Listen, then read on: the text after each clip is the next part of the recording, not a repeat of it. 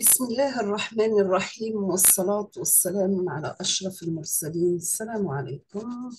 Bonjour tout le monde. Toujours avec les supports de transmission. On a vu les différents supports de transmission, les câbles coaxiaux, la fibre optique, les faisceaux artésiens. Aujourd'hui, on va voir chapitre numéro 4, l'infrarouge. On va commencer par le rayonnement infrarouge. Le rayonnement infrarouge, ou bien R, fut découvert en 1800 par Frédéric William Herschel. Ces radiations localisées au-delà des longueurs d'onde dans le rouge sont situées entre la région du spectre visible et des ondes hertziennes. Nous avons que le domaine infrarouge s'étend de 0,8 micromètres à 1000 micromètres. Il est arbitrairement divisé en trois catégories. Nous avons le proche infrarouge, il est de 0,8 à 2,5 micromètres, donc soit de 12 500 à 4000 centimètres à la puissance moins 1. Le moyen infrarouge, il est de 2,5 à 25 micromètres, soit de 4000 à 400 centimètres moins 1. Et le lointain infrarouge, il est de 25 à 1000 micromètres, soit 400 jusqu'à 10 centimètres moins 1. Nous avons que les radiations infrarouges traversent facilement l'atmosphère, même brumeuse. On utilise cette propriété en photographie aérienne pour prendre des vues panoramiques par temps couvert. Nous avons que l'infrarouge sert aussi au chauffage domestique ou industriel et au séchage des vernis et peintures, du bois aussi, du cuir, des papiers et pellicules photographiques et à la déshydratation des fruits et légumes. Bien sûr, l'une des applications militaires les plus importantes concerne l'autoguidage par infrarouge des missiles, autoguidage par infrarouge des missiles, bien sûr. L'infrarouge peut aussi servir pour les appareils de visée nocturne. En thérapie, les rayons infrarouges activent les process cellulaires et en particulier la cicatrisation. Nous avons dès 1924, on s'est aperçu que l'énergie du rayonnement infrarouge moyen coïncidait avec celle des mouvements internes de la molécule. Ainsi, la relation entre spectroscopie infrarouge, l'absorption d'un rayonnement infrarouge par une molécule et sa structure moléculaire est mise en évidence. Même si les régions du proche infrarouge et du lointain infrarouge sont suscitées un certain intérêt. Nous avons que l'utilisation de la spectroscopie moyen infrarouge reste la plus adaptée pour élucidation de la composition moléculaire d'un composé.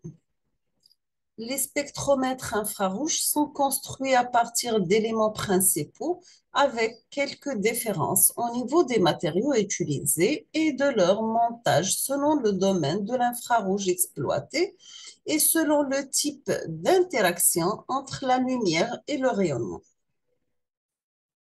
On passe deuxièmement aux sources lumineuses de radiation infrarouge. On va commencer par les sources thermiques.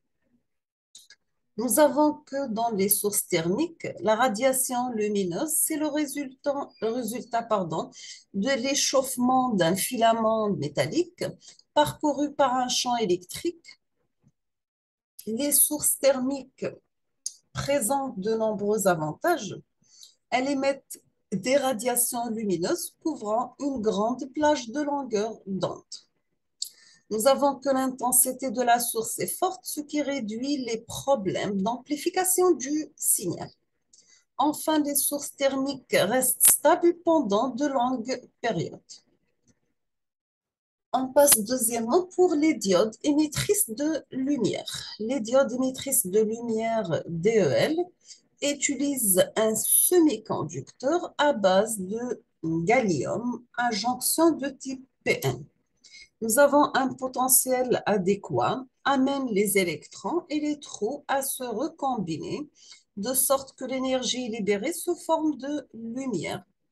Dans une bande étroite de longueur d'onde, les diodes émettrices de lumière les plus communes à base de GaAs émettent dans la région 900 jusqu'à 970 nanomètres, ce qu'on va voir dans la figure numéro 3, avec des bandes passantes comprises entre 20 et 100 nanomètres. Quels sont les domaines d'application de l'infrarouge?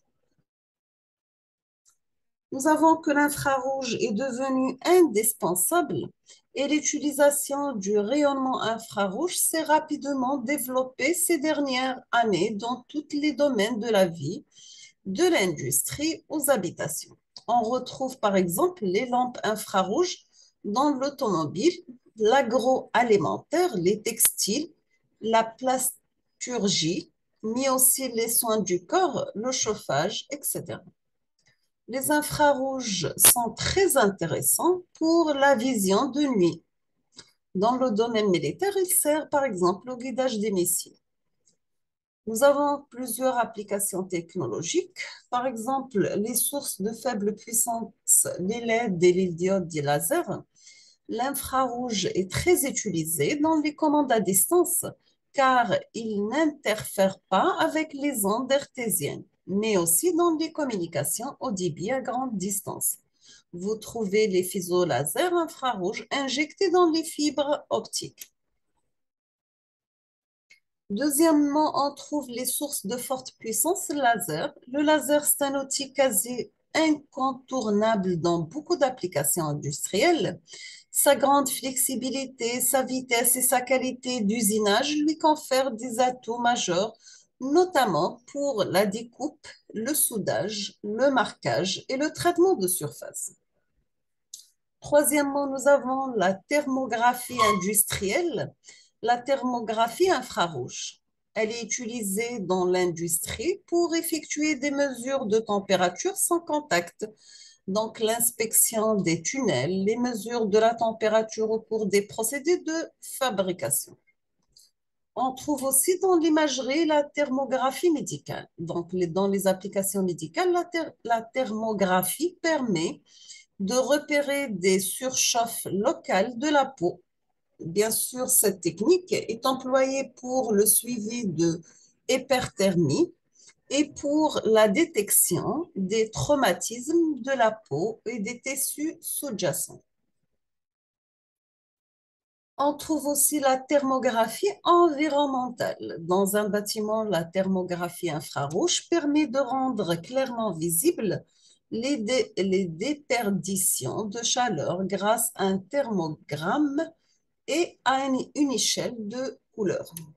Nous avons que plusieurs communes en France, par exemple, dans Marseille, investissent dans la thermographie aérienne de la zone urbaine pour mesurer les déperditions de chauffage des bâtiments privés et publics.